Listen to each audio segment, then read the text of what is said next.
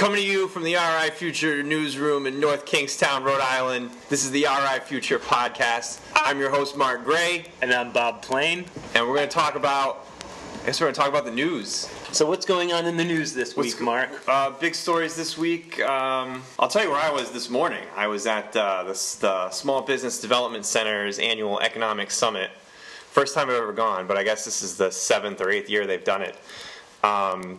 A lot of business leaders from around the state, a lot of folks from the SBA regional office, a ton of legislators were there. So, yeah. What'd you learn? What do we need to do to improve our economy here in Rhode Island? People are really hung up and interested in making Columbus Day and VJ Day a floating holiday. The business community, I guess they tried to do this last year. They got a lot of pushback from veterans groups, specifically around VJ Day, so that didn't go anywhere. But they basically, don't like the state telling them you have to, treat these days as holidays, and if you have to work, then you have to pay your employees, time and a half or double time, whatever it is. I don't know.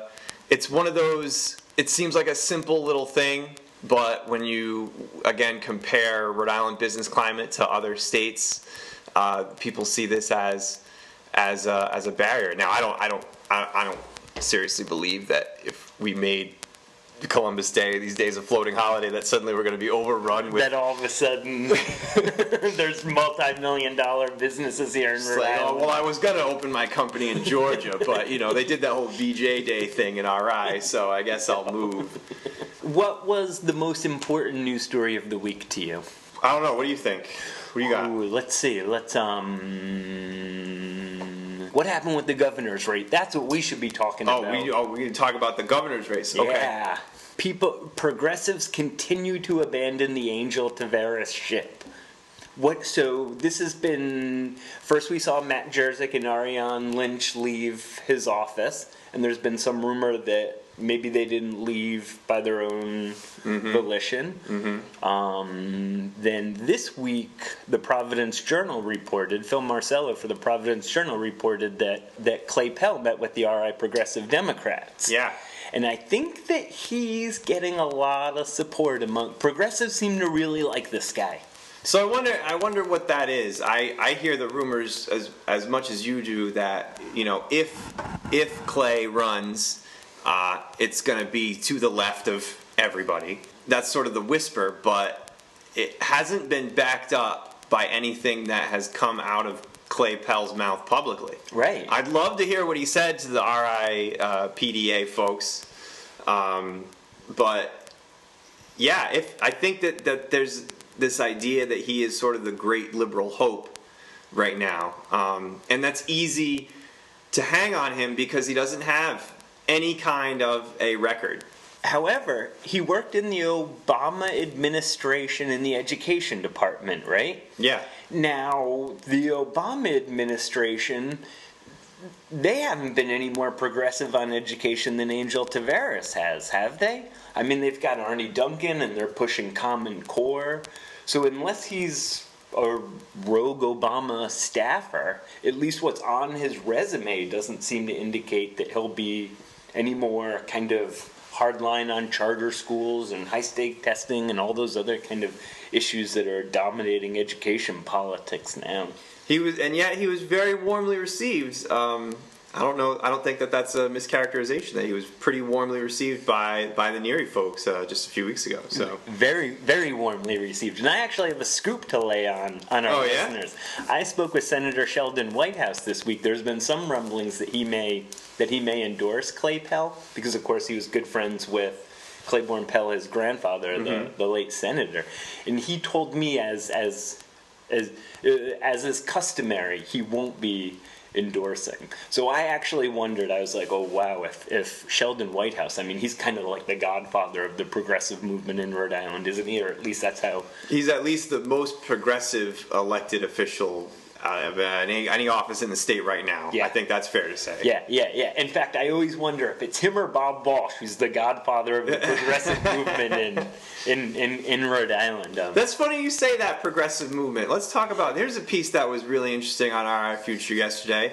Sam Howard writes about basically, who's a progressive and who isn't, and I don't know what that word honestly even means right now. What does it mean? I'll give you my definition. All right. So my definition of a progressive is you believe in bottom-up progressive tax policy. You should stick up for social policies.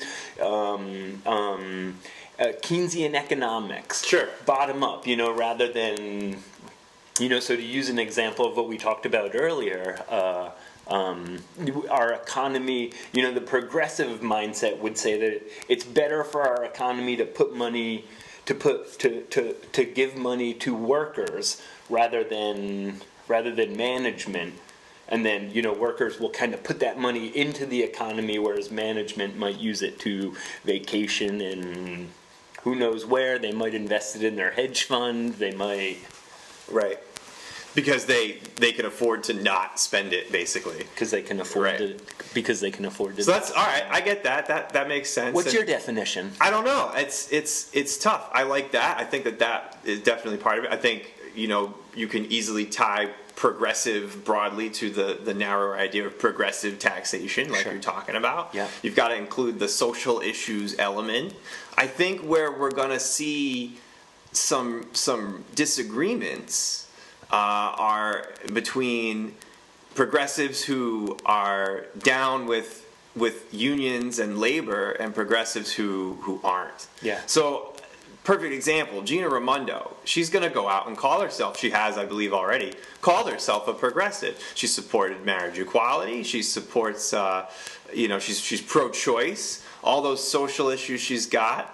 Now, she obviously, while she would not come out and say she's anti-union, any union or labor person is going to tell you, well, she is. She took all our pension money. Right.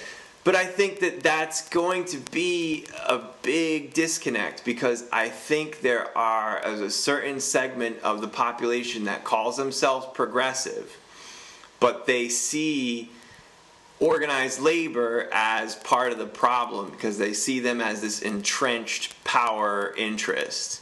So if the idea of progressivism is, progressing forward and making things more democratic, they see them as, labor broadly as a barrier to that. And it's really easy to paint broad brushstrokes as far as labor is concerned and unions, but there's this one area, this organized labor area, where they don't see eye to eye with progressives like, I'm going to assume you. Okay, assume what? I'm sorry. I'm going to assume that you would say that in order to be a progressive, you've got to stand with unions and organized labor. And well, I don't know. So I have this debate with my mom a lot, and I say, no, unions are very progressive, right? And my mom says to me, she says, I know of an even more progressive way. So my mom worked at Stanley Bostitch when I was growing up, and she said Stanley Bostitch kept the unions out by paying a good wage. Sure. So I don't think that you necessarily, and really, there's no litmus test, right? There's no if you're not on board here, you can't call yourself a progressive, because it's not like this is a political party. There's no membership. Exactly. This is just this kind of buzzword that we've picked up and that we've been using. So here's one way I think about it. Every once in a while, I go out and throw the baseball around, right? Sure. Am I a baseball player? Fair enough. No, I would not. I don't think you are. I'm not a baseball player. I promise you. I can't hit a curveball to save my life. But I do some things that are related to baseball. So I think that there's all sorts of candidates out. And I mean, let's take Gordon Fox, for example. So he worked hard for marriage equality this year, right? And we can probably say that he was a giant factor in it being passed. So he stood up for a progressive value, right? Like equal rights for all people. Is Gordon Fox a progressive? That's a good question. A lot of folks would say Gordon Fox is a progressive. I think Gordon Fox would say that of himself that he's a progressive. Yeah, I actually asked him the question a few years ago, and he called himself a pragmatic progressive. Pragmatic. Yeah, now this is actually, so Gina Raimondo called herself a pragmatic progressive. And I kind of think that whether she's a pragmatic progressive or not, but that is a very loaded term, because then all of a sudden you're saying it's pragmatic to cut pensions. If that's what kind of differentiates a pragmatic progressive from a bleeding heart commie pinko. Yeah. Pragmatic progressive, I immediately think of compassionate conservative. Right. Like, it's sort of like Right. the flip of that. And, Right.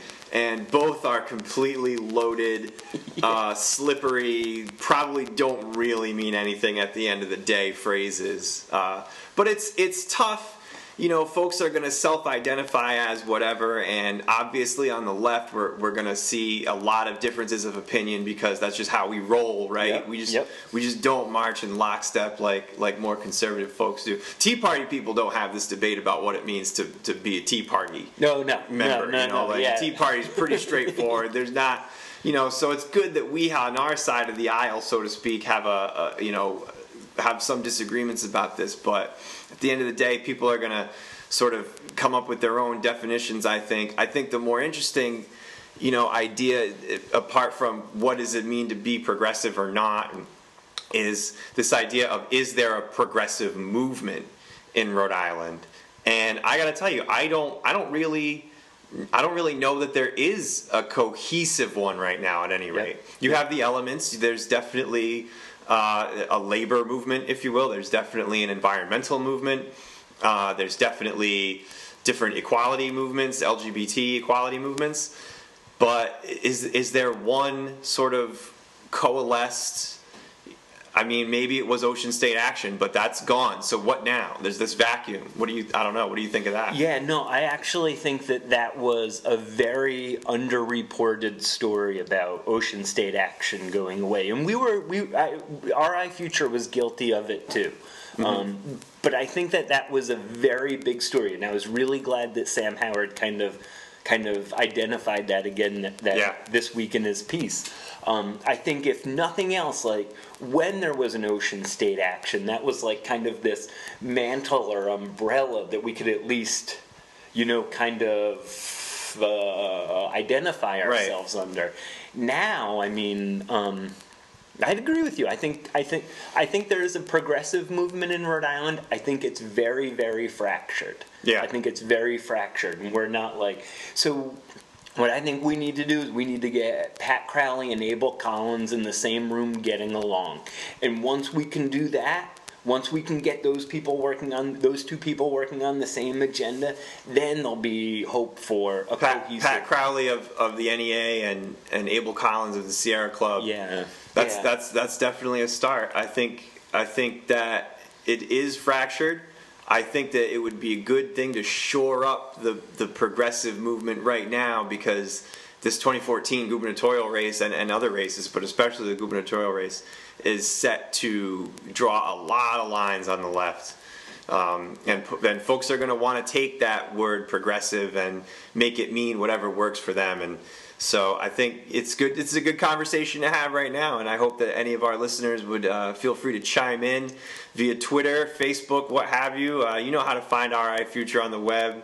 Let us know what you think of this idea of what is a progressive, or what isn't a progressive. Does that word even mean anything? And where did it come from? I feel like it's this thing we picked up because people on the right made liberal such a dirty word. Nobody wanted to be identified as a liberal. They made it such a horrible thing to be. So we were like, we pivoted to progressive. And one thing I've noticed in my tenure at RI Future is it used to be, so when I first took over RI Future, I used the term all the time. And when people in the mainstream media would refer to what we were talking about, they would either say liberal, left, or progressive in quotes, as if it was, what does this mean? Yeah. And now more and more you'll see that it's just, I bet we'll see Clay Pell being defined as not the quote-unquote progressive candidate, but the progressive candidate.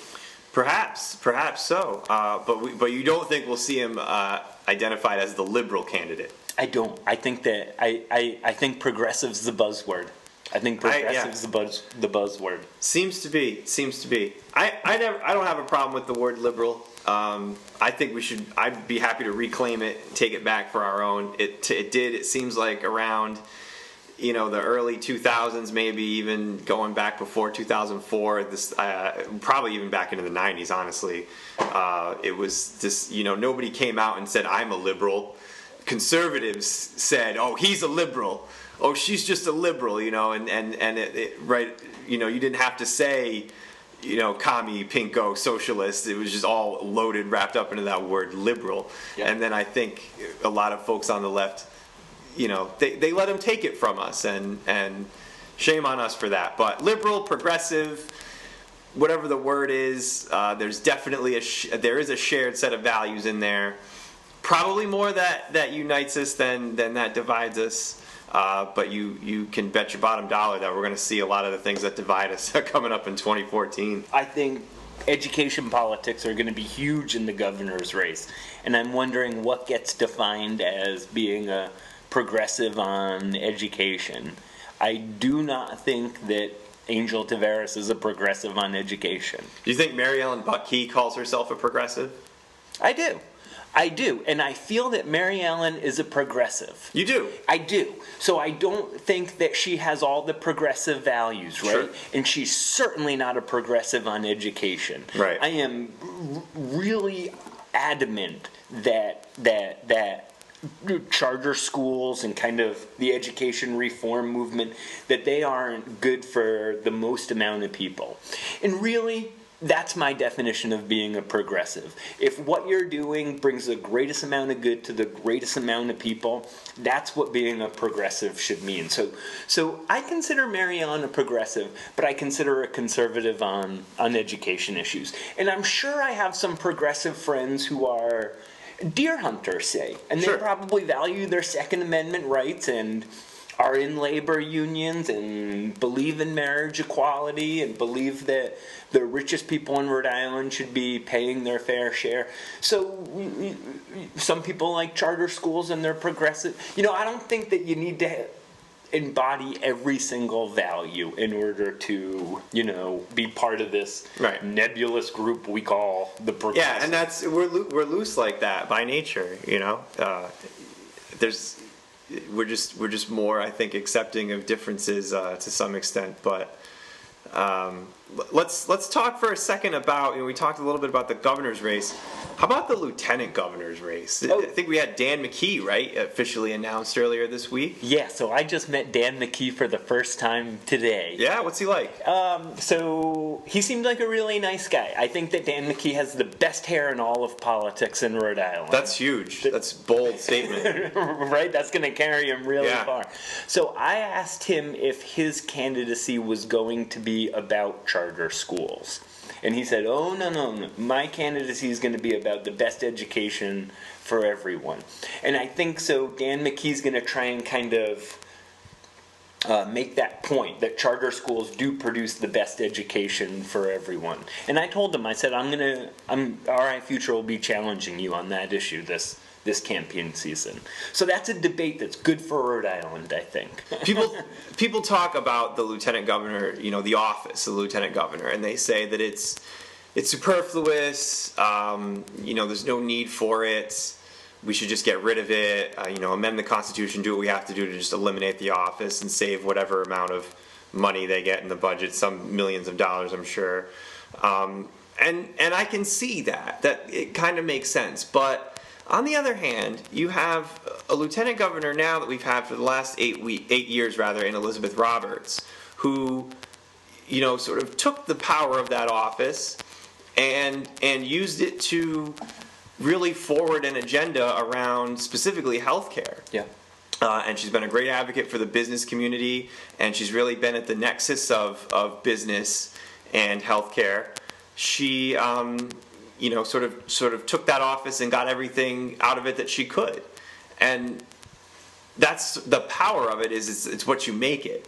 Right. It's not super well defined. I think you get like 6 or 8 staffers or something and however many millions of dollars, and you kind of get to run with it, it seems to me. I mean, maybe this is a mischaracterization, but So I would love to see a really progressive, forgive me, or liberal, somebody come in and do for their issue what Elizabeth Roberts did for healthcare. Maybe they pick up the healthcare thing and run with it some more. Honestly, I would love to see somebody like Shelia Dormandy, the sustainability director for the city of Providence, take the lieutenant governor's office and do for sustainability and for the environment what Elizabeth Roberts did for healthcare. I nominate Shelia Dormandy to run for lieutenant governor on our podcast. Draft Dormandy has been born right here on the RI Future podcast. I think she would be wonderful. I don't know her very well, but she seems like a great person and really sharp and someone that I want to see running this state someday. She's doing great stuff with sustainability for the city. She was, of course, before that for some 10, 11 years, I think, the director of Clean Water Action in Rhode Island. That's I think that's what we need.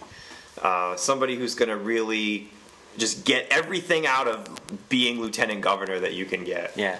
Now, here's one thing about that. Environmental issues, I feel, are one area that Rhode Island, that us progressives in Rhode Island kind of have on lockdown. I think I'd go even further. I think that progressives and conservatives in Rhode Island are generally very supportive of environmental issues.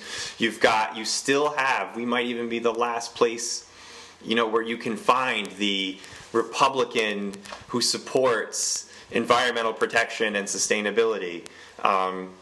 Dave Bates down in Barrington, endorsed by Clean Water Action every time he's run, huge supporter of Clean Water Action's issues, total Republican. Yeah.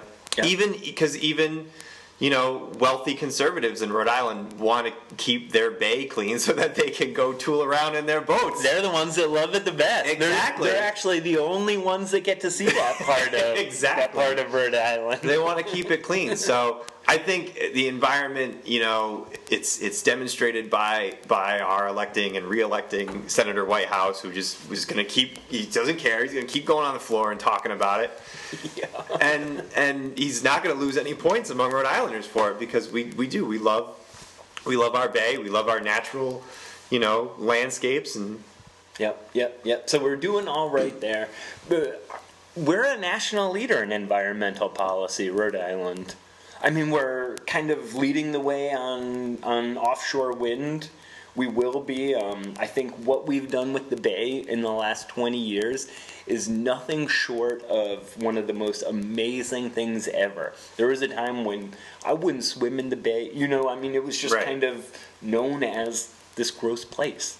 And now I believe it's known as one of the most beautiful things in New England. There's been a lot of progress has been made. I think there's a long way to go yet, but yeah, definitely. It's something that a lot of Rhode Island voters from across the political spectrum, feel is important and worth protecting. So maybe some candidate for lieutenant governor could run on this environment platform and get really far with it. We're talking to you, Sheila. We want you to run. Of course, her boss is running for governor, so that could be a little. I don't know how that works. Maybe that helped. Maybe that works. I wonder if Angel Taveras and Dan McKee are going to kind of run as a sort of pseudo ticket, which I will. No offense, Dan.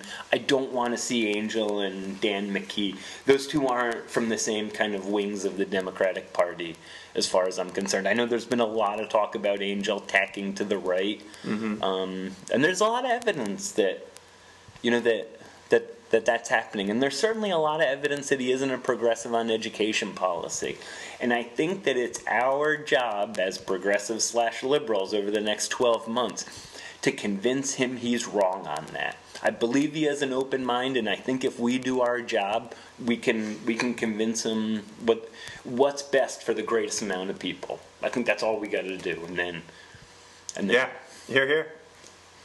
Anything else we need to cover? I think we done good for our first time out. I want to thank anybody who may have happened to listen to this, and any ideas you have for future RI Future podcasts.